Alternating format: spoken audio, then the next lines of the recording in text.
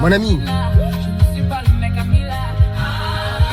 si tu as déjà 30 ans, 30 ans, et tu n'es pas encore propriétaire de ta résidence principale, j'ai une mauvaise nouvelle pour toi. La pauvreté te guette, mon ami. La pauvreté est en train de rôder autour de ta vie. Et je sais qu'il y a plein de discours à la con sur Internet qui tendent à tout relativiser. Oh non, la vie ce n'est pas une course. Chacun peut faire les choses quand il veut, comme il veut. Tu seras broke.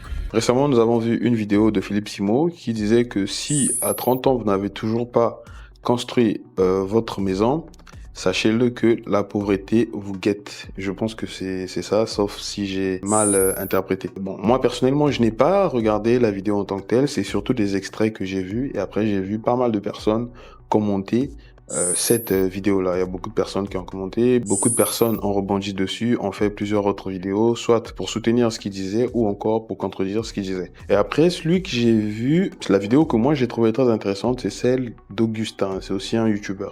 Et donc moi, j'irais plutôt dans le même sens que lui. Bon, maintenant, moi, ce que je vais essayer de faire, je vais essayer de partager un peu l'expérience que nous avons vécue avec nos différents clients, en fait. Parce que nos clients, ils ont des profils. Donc, quelles sont ces personnes-là, quels sont leurs âges. Aujourd'hui, c'est vraiment l'âge qui va nous intéresser en tant que tel. On va voir s'il faut confirmer ce qu'a dit Philippe Simo ou pas. Donc, pour commencer, ce que je veux faire comprendre, c'est que j'essaie de voir rapidement, hein, donc j'essaie de voir les derniers mois, les 2 dernières années, 3 dernières années, pour qui nous avons construit, enfin, les personnes pour lesquelles nous avons travaillé, en fait. Et donc, je me suis rendu compte que les personnes les plus jeunes pour lesquelles nous avons travaillé, donc à ces époques-là, où ils lançaient leur projet, étaient des personnes âgées de 32 ans. C'est 2 personnes. Et ça, je pense même que c'est depuis, en fait, que nous existons. Les 2 jeunes personnes pour lesquelles nous avons eu à travailler avaient lancé leur projet, je pense, à 32 ans. Et donc, l'un d'entre eux démarrait, en fait, son premier plus grand investissement en tant que tel.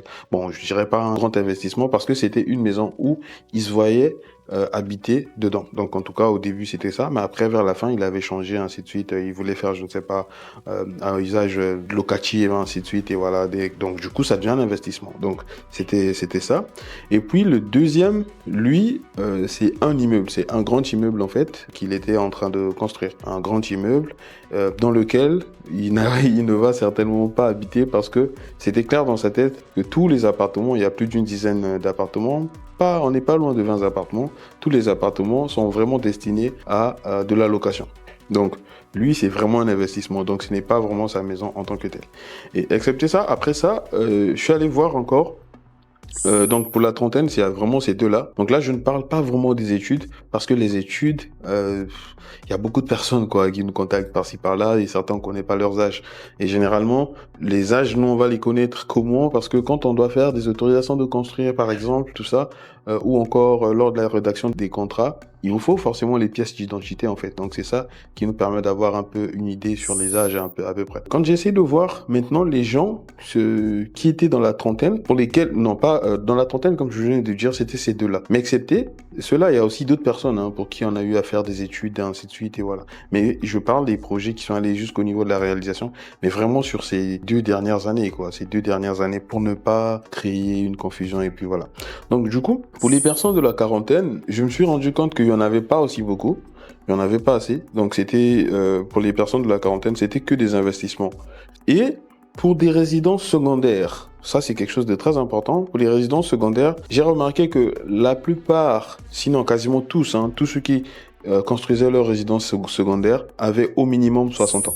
Donc c'est des gens qui avaient déjà atteint 60 ans et après qui étaient en train de réaliser leur résidence secondaire. Et maintenant pour les résidences principales, que ce soit hommes et femmes, pour la plupart, la majorité, c'était autour de 50 ans. Donc c'est ce que j'ai vraiment, c'est ce que j'ai remarqué. Et même pour ceux qui ont fait des investissements, les grands investissements en tant que tels, ceux qui voulaient construire, ceux qui ont construit des immeubles, pour la plupart c'est des gens dont l'âge tournait autour de 50 ans. Donc c'est vraiment autour de cet âge-là. Mais à 30 ans, comme je disais, dans la trentaine, en essayant de faire un peu, de vérifier un tout petit peu, je me suis rendu compte qu'en vrai, il y avait que 2 clients en fait qui étaient dans la trentaine. Donc les deux, je pense qu'au moment où ils lançaient leur projet, ils avaient 32 ans, comme je venais de le dire. Et après, pour les autres villas principales, tout ça, c'était généralement autour de la cinquantaine. Et là, que ce soit des hommes, pareil aussi pour les femmes. Mais non, les grands investissements en tant que tels, les personnes qu'on a, excepté le monsieur que je venais de dire, hein, qui a eu à construire un grand immeuble autour de 32 ans, les autres qui ont eu à faire des gros investissements ne les ont pas fait dans la trentaine, non plus dans la quarantaine, mais plutôt au tout début de la cinquantaine. C'est vraiment ce que j'ai constaté. Et après, ceux qui arrivaient à 60 ans, eux, ils se permettaient d'aller construire une résidence secondaire. Et très souvent, c'est au niveau de la petite côte. Et voilà, ou encore du village natal. Donc la première maison certainement est beaucoup plus proche de Dakar et puis la deuxième vers le village natal. Bon, du coup, une fois que j'ai fini de dire tout ça, bon, qu'est-ce que je voulais dire par là, c'est que moi je suis pas forcément d'accord en fait avec ce qui a été dit. Pourquoi je le dis? Parce que ce qui est intéressant après, et je pense que Philippe Simon aussi, même s'il a dit au début, je pense que c'était surtout pour titiller les gens, quoi, pour attaquer un peu les gens, parce que les gens même nous reprochent aussi de mettre des titres qui sont un peu trop forts, mais généralement c'est pour vraiment attirer l'attention des gens, pour capter l'attention des gens, et puis voilà. Mais je pense pas que c'était vraiment le fond de sa pensée en tant que tel, parce que à ces âges-là, ce qui est intéressant, c'est plutôt investir. Vraiment, c'est vraiment investir. Investir en soi, donc acquérir des compétences et ainsi de suite. Et s'il le faut, investir. Si c'est dans l'immobilier en tant que tel, allez-y, investissez dans l'immobilier. Donc le foncier dans un premier temps, l'acquisition des terrains, ainsi de suite.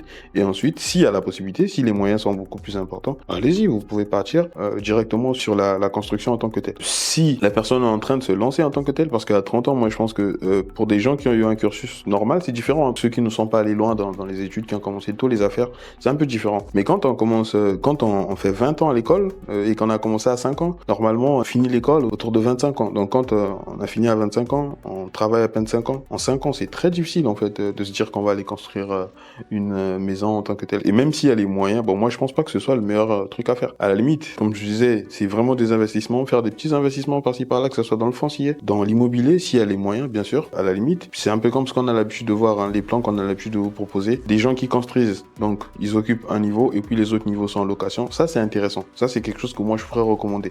Bon mais après, ça coûte aussi cher hein, de superposer plusieurs étages comme ça. Mais s'il y a quelque chose à faire, vraiment c'est ce modèle-là. Résidence principale, mais en même temps qui sera mise en location aussi pour générer des revenus tous les mois.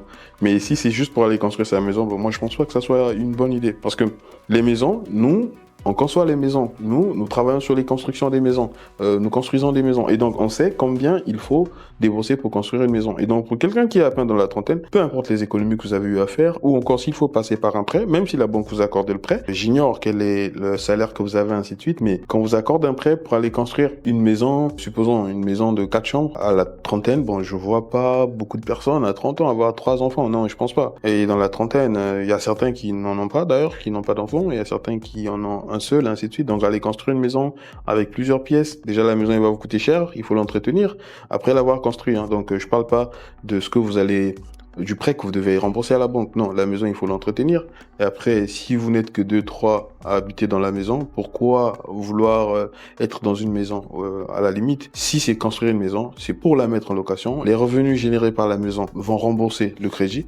Et après, derrière, vous êtes dans un appart à la limite que vous louez. Ou encore dans une maison beaucoup plus petite. Mais moi, je suis pas vraiment de cet avis-là. Mais après, il a aussi des raisons. Après, j'ai vu qu'il soutenait quand même cette thèse-là. Il y a beaucoup de gens qui en fait de tirer sur lui sur TikTok et voilà. Mais moi, je pense que c'était surtout pour attirer l'attention des gens en tant que tel. Mais sinon, vraiment, à ces âges-là, ce qu'il faudrait faire, si je me base vraiment à ce que j'ai vu, en fait, les stats que j'ai vus de nos clients, les personnes qui viennent vers nous, tout et tout, à quel moment ils ont construit, à quel âge ils ont construit. Moi, je dirais que c'est pas, il y a très peu de gens hein, qui l'ont fait dans la trentaine. Les études, il y en a vraiment, il y a beaucoup de personnes qui font des études, des gens qui font des plans, mais qui ne vont pas jusqu'à la réalisation.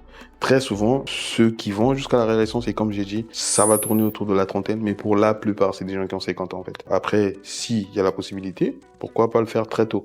Si vous pouvez le faire très tôt, tant mieux. Mais commencez par un investissement d'abord au lieu de commencer. Maintenant, s'il y a beaucoup de moyens, comme les footeux, Les footballeurs, ils ont des salaires assez importants. Donc, en un seul mois, il peut construire une maison, quoi. Avec le salaire, je veux dire, quoi. Et voilà. Donc, s'il veut, chaque mois, il peut construire une maison. Durant toute l'année, il peut se retrouver avec 12 maisons. Ça, c'est possible. Maintenant, si tel n'est pas le cas, si c'est pour quelqu'un qui est en train de se lancer en tant que tel, le mieux à faire, c'est de ne pas commencer par sa résidence principale, mais plutôt par un investissement. Donc, c'était ce que je voulais partager avec vous aujourd'hui. Peace.